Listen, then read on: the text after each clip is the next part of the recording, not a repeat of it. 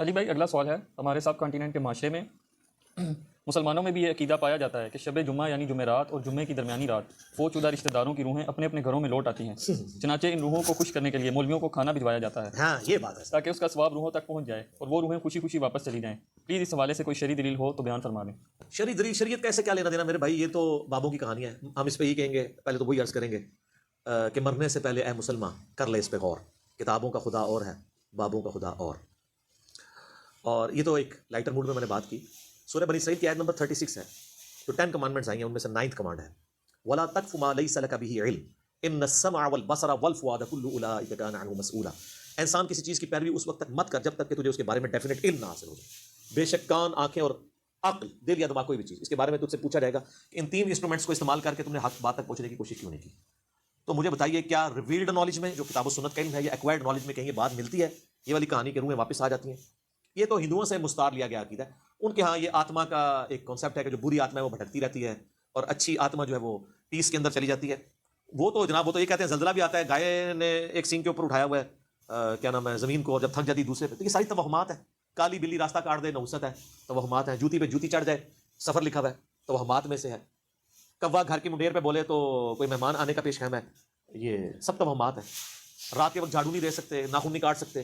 اتنی تہمت پرستی جو ہے وہ چل رہی ہے ہمارے معاشرے کے اندر، کیونکہ ہم لوگ ہندوؤں کے ساتھ رہے ہیں، لہٰذا یہ ساری باتیں وہیں سے آئی ہیں کہ روحیں واپس آ جاتی ہیں گھروں میں۔ کوئی روح نہیں ادھر آ کے کیا کرنا ہے، وہ تو سورۃ المطففین میں ہے کہ وہ علیین اور سجین کے اندر ہے۔ نیک روحیں جو ہے علیین میں، بری جو ہے سجین کے اندر ہے۔ ان کا آپ اس دنیا کے ساتھ کیا لینا دینا ہے؟ ہر بندے کی ایک یونیک روح ہے، انڈیپینڈنٹ روح ہے، اس کا دوسرے کی روح کے ساتھ کوئی تعلق نہیں ہے۔ تو دوسرے کے جسم میں جانے کی بات ہی نہیں ہے، بھٹکنے کی بات ہی نہیں ہے۔ بیسیکلی شیاطین ہیں جو اب تو کہ شیطان جو جنات کے اندر شیطان موجود ہیں ان کو تو ہم لوگ دیکھ نہیں سکتے، تو وہ مختلف قسم کی شکلیں دھار کے پبلکلی آ جاتے ہیں سامنے، تو لوگ سمجھتے ہیں یہ اسی بندے کی کوئی روح آ گئی ہے واپس۔ اس طریقے سے نہیں ہوتا، یہ بالکل جھوٹی بات ہے، اسلام کا ایسے کوئی تعلق نہیں ہے۔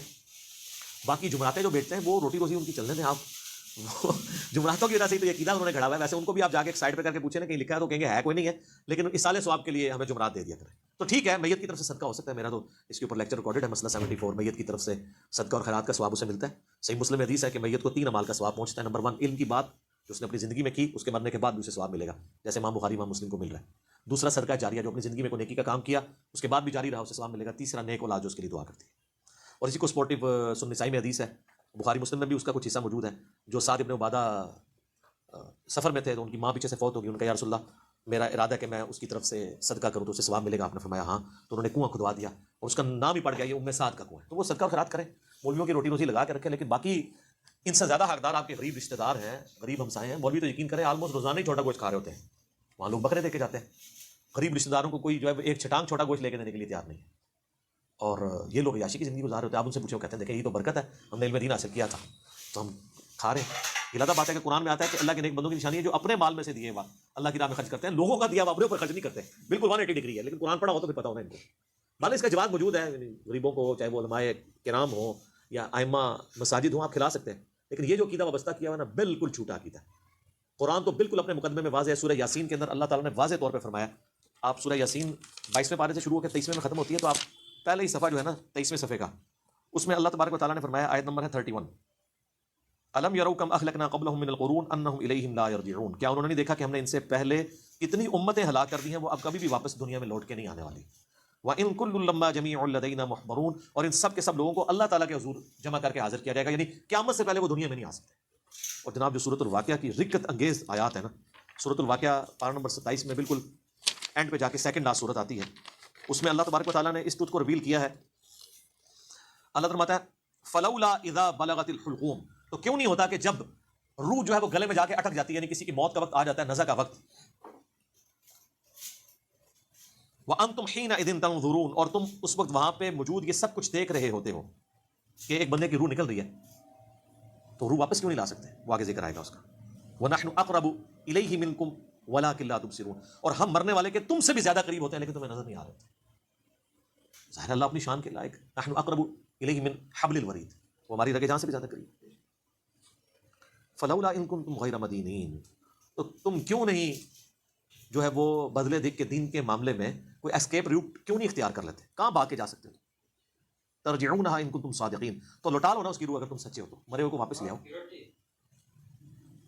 تو یہ اللہ تعالیٰ نے بیسیکلی اس کا کانٹیکس یہ چل رہا ہے کہ اللہ تعالیٰ یہ بتا رہا ہے کہ اس کائنات کا کریٹر میں ہوں، زندگی موت کا مالک میں ہوں. اگر تم سمجھتے ہو کہ تمہارے اختیار میں ہے تو جو مر رہا ہوتا ہے اس وقت تم بھی کرسی کے ساتھ پاس ہی کھڑے ہوتے ہو تو اس کی روح کیوں نہیں لوٹا لیتے؟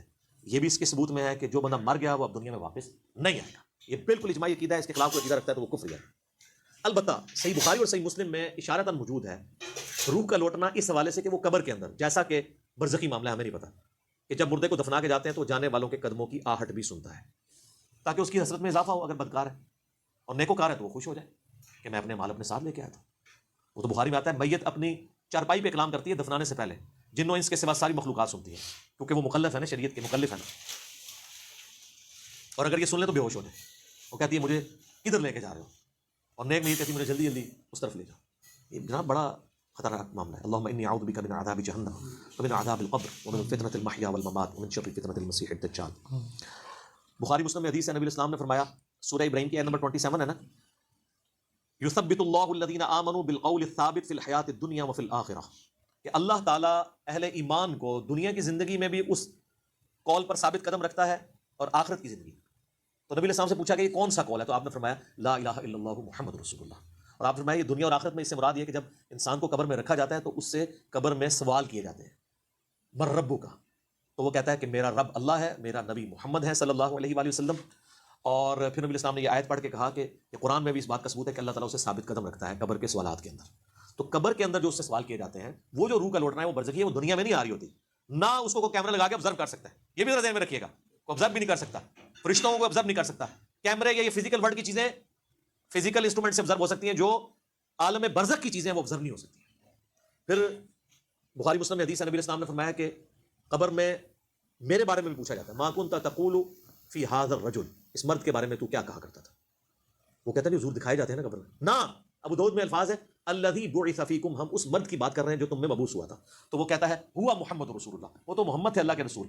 وہ تھرڈ پرسن کے سیغے میں خطاب کر رہا تھا، ورنہ تو وہ کہتا سیکنڈ پرسن میں کہتا ھذا محمد رسول اللہ، یہ اللہ کے رسول محمد ہے. وہ تو محمد رسول اللہ ہے. اس میں میرا کلپ بھی ہے نا، قبر میں 3 نہیں 4 سوال ہوں گے. ترمذی میں تو حدیث ہے مر ربو کا ما دینو کا من نبیو کا، تیرا رب کون، تیرا دین کیا، تیرا نبی کون. تو کدا مقلد، تو کہنے پھڑکے دا، تیری کیڑی مسیتی، تیرا کیڑا بابا، اے کوئی نہیں بھائی، اے زمین دے ہوتے ہیں، زمین دے اندر اللہ کا سکہ چل رہا ہے. ادھر بھی ان کا چل رہا ہے کہ اللہ نے کھلی چھٹی دی ہے. مرنے کے بعد محمد رسول اللہ کا سکہ چلتا ہے، اللہ کا سکہ چلتا ہے. ابو داؤد میں آتا ہے کہ جو مؤمن ہے نا، وہ یہ کہتا ہے کہ ربی اللہ، اور کہتا ہے دین الاسلام، اور کہتا ہے ہوا محمد رسول اللہ. تو چوتھا سوال پھر ہوتا ہے، 3 سوال ہیں قبر کے، 4 سوال میرا کلپ بھی. وہ فرشتے کہتے ہیں تجھے کیسے پتا چلا؟ وہ کہتا ہے میں نے اللہ کی کتاب پڑھی تو میں نبی علیہ السلام پہ ایمان لایا، ان کے سچ ہونے کی تصدیق کی، تو پھر اس کے لیے جنت کی کھڑکی کھول دی جاتی ہے. یہ چوتھا سوال ہے کہ اسے پتا. تو جنہیں کتاب پڑھی نہیں اور وہ حافظ قرآن علی نہیں پڑھتا، ترجمے نہیں پڑھ رہا ہے، تائیں پتہ لگتا ہے کہ کیا لکھا ہے، ورنہ تو ہی پتہ چلے گا. اور بخاری میں ہے کہ منافق سے جب سوال ہوتے ہیں تو ہر سوال کے جواب میں کہتا ہے لا ادری لا ادری، ہائے آتا لا ادری لا ادری، ہائے افسوس مجھے کچھ پتا نہیں ہے. بولے اعوذ باللہ تعالیٰ. تو فرشتے اسے تو چوتھا سوال پھر کرتے ہیں. جب وہ کہتا ہے نا مجھے کچھ پتا نہیں، تو وہ پھر کہتا ہے کہ میں تو وہی کہتا تھا جو لوگ کہتے تھے، سنا کے سنی، یعنی ہم تو شروع سے یہ ہیں، ہم تو شروع سے یہ آج مانتے ہیں، میں تو یہی کہتا تھا. تو فرشتے کہتے ہیں لا دریتا ولا تلیتا، کیا تو نے خود ادراک کرنے کی کوشش نہیں کی، خود پڑھنے کی کوشش نہیں کی، یا کوئی ایسا شخص جو تجھے بتا دیتا اگر تو پڑھنا نہیں جانتا تھا. تو فرشتے پھر اسے گرز مارتے ہیں، اور زمین و آسمان کی ہر مخلوق اس کی آواز سنتی ہے سوائے جن و انس کے. اگر یہ سن لیں تو بے ہوش ہو جائیں. اور حقیقت بات ہے کہ آپ اتنے بڑے بڑے جو بزرگ دفنا کے آتے ہیں نا، ان کے گرز کی آواز اگر آپ کو آئے نا تو رحمت اللہ کہنا چھوڑ دو تجھے. یہ شکر اللہ نے پردہ رکھا ہے، باہر آواز نہیں آتی ہے. تو یہاں پہ روحوں والا معاملہ ہے، لیکن وہ بھی اب روحوں کے ساتھ ساتھ آپ نے کتنے بزرگوں کو بیچ میں جو ہے وہ نکلوا دیا. لیکن یہ حقیقت ہے، یہ کتابوں کا دین ہے جی، یہ بابوں کا دین نہیں ہے. تو ہمارا تو مقصد یہ ہے کہ لوگوں کو کتابوں کے دین کے ساتھ جوڑیں بابوں کی بجائے. اور بابے وہ جو کتابوں کے ماننے والے ہیں، جو کتابوں کو نہیں مانتے وہ تو گستاخ بابے ہیں، ان کی بات ماننے کے لیے تیار نہیں. یہ روحوں والا عقیدہ بھی بابوں کا کھڑا ہوا ہے. یہ اذانیں شروع ہونے لگی ہیں، انشاءاللہ بقیہ کے سوالات اذانوں کے وقفے کے بعد.